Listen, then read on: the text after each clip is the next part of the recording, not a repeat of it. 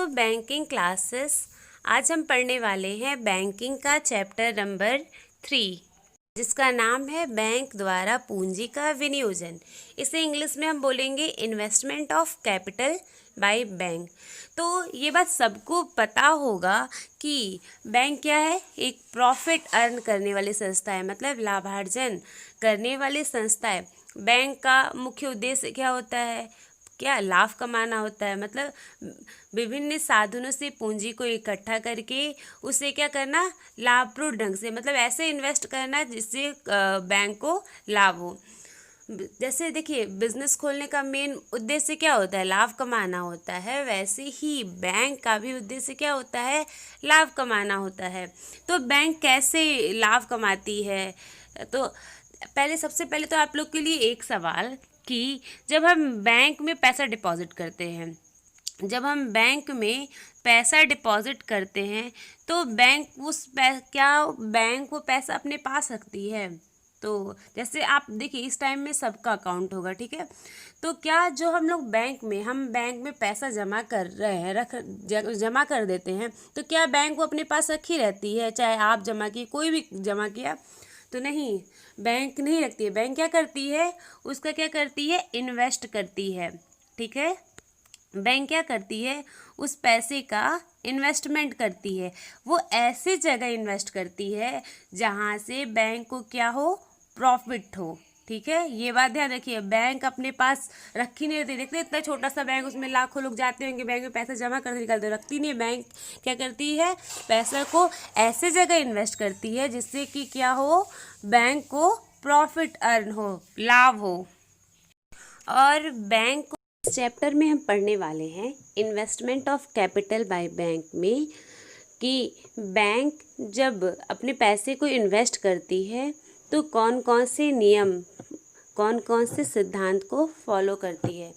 तो सबसे पहला हम लोग का इसका सबसे पहला लेक्चर है, सबसे पहला टॉपिक है इस लेसन का, निवेश नीति के सिद्धांत। तो सबसे पहला टॉपिक है सबसे पहला टॉपिक है निवेश नीति के सिद्धांत। निवेश नीति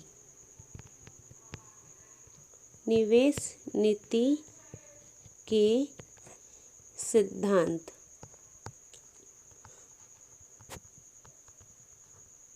इट मीन्स दैट जब बैंक पैसा अपना इन्वेस्ट करती है, हम लोग बैंक में क्या करते हैं, पैसे को डिपॉजिट करते हैं, ये बात आपको पता है। तो बैंक क्या करती है, प्रॉफिट कमाने के लिए उस पैसे को इन्वेस्ट करती है। तो बैंक कौन कौन से सिद्धांत को फॉलो करती है, कौन कौन सा सिद्धांत है, कौन कौन सा प्रिंसिपल है। तो बैंक को अपनी पूंजी का निवेश करते समय निम्न सिद्धांतों का पालन करना चाहिए। क्यों पालन करना चाहिए, क्योंकि अगर वो पैसा लगा रही है कहीं तो लॉस ना हो। जैसे मान लीजिए आप कहीं पैसा अपना इन्वेस्ट कर रहे हैं, अगर इन्वेस्ट कर रहे हैं किसी बिजनेस में, मान लीजिए इन्वेस्ट कर रहे हैं, ठीक है। अगर इन्वेस्ट कर रहे हैं तो लॉस होते जाएगा, लॉस हो गया तो क्या होगा, आपको घाटा होगा। तो जब भी बैंक को अपनी पूंजी का निवेश करते समय कुछ प्रिंसिपल का, कुछ सिद्धांत का पालन करना चाहिए, ताकि लॉस की संभावना को कम से कम किया जा सके। मतलब कुछ सिद्धांत का फॉलो करना चाहिए, ताकि हानि की संभावना को कम से कम किया जा सके, ताकि हानि ना हो। जब हम कहीं भी पैसा हम क्या करते हैं, बैंक में पैसा डिपॉजिट करते हैं, तो बैंक क्या करती है, कहीं इन्वेस्ट करती है। तो इन्वेस्ट करते समय उसे निम्न सिद्धांत का फॉलो करना चाहिए। तो सबसे पहले हम लोग इस चैप्टर का सबसे पहला लेक्चर है निवेश नीति के सिद्धांत, ठीक है। तो क्या क्या है निवेश नीति के सिद्धांत, इस टॉपिक में हम पढ़ने वाले हैं निवेश नीति के सिद्धांत में। तो सबसे पहला हम लोग का सिद्धांत है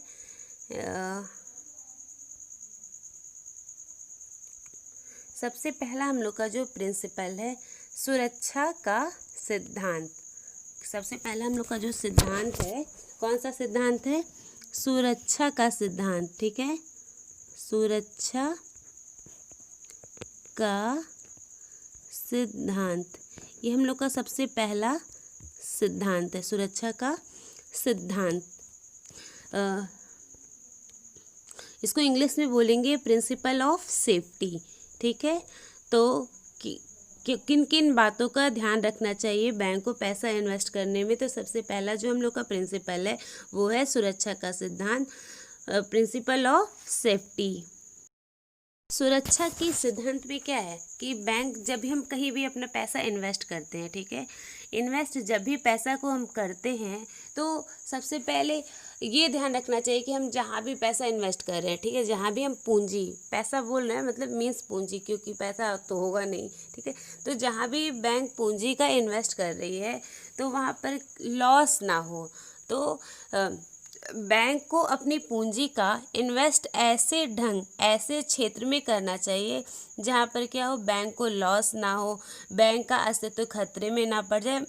उस सबसे पहले तो बैंक को उस अपनी पूंजी की सुरक्षा का ध्यान रखना चाहिए। उसे ऐसे जगह पैसे को इन्वेस्ट नहीं करना चाहिए जहाँ पर लॉस हो, इन बात का ध्यान रखना चाहिए।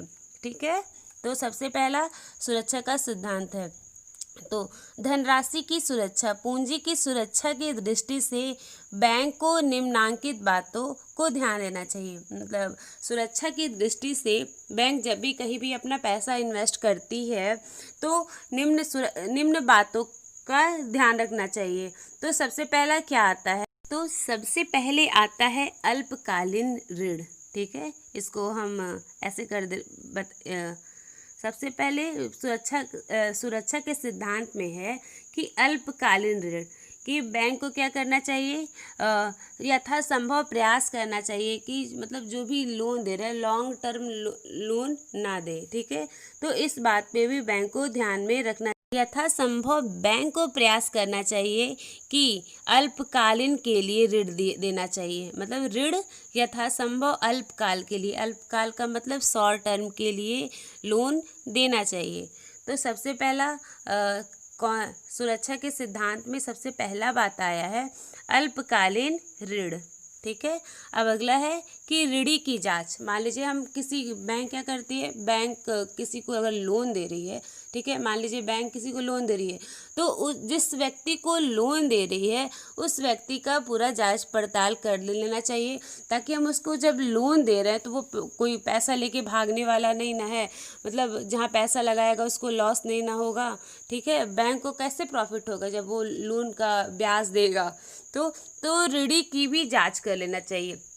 सबसे पहला क्या था कि उसे अल्पकालीन ऋण देना चाहिए, और दूसरा बात था कि ऋणी की जांच कर लेना चाहिए। ऋणी का मतलब जो भी पर्सन लोन को लेता है। ठीक है, तो ऋणी की भी क्या करना चाहिए, जांच कर लेनी चाहिए। ठीक है, सब ऋणी की भी जांच कर लेनी चाहिए।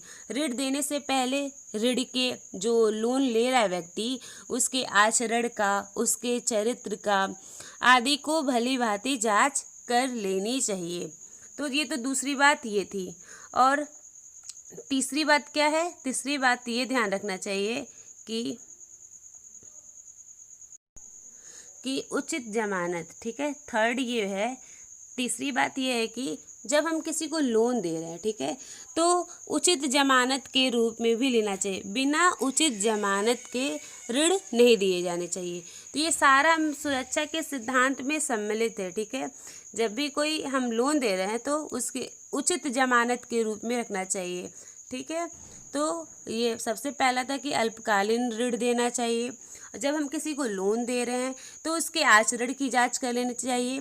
तीसरा है उचित जमानत। हम किसी को अगर लोन दे रहे हैं तो जमानत भी, उचित जमानत रख लेना चाहिए। ठीक है, बिना जमानत के किसी को भी ऋण नहीं देना चाहिए, बिना जमानत के ऋण नहीं दिए जाने चाहिए।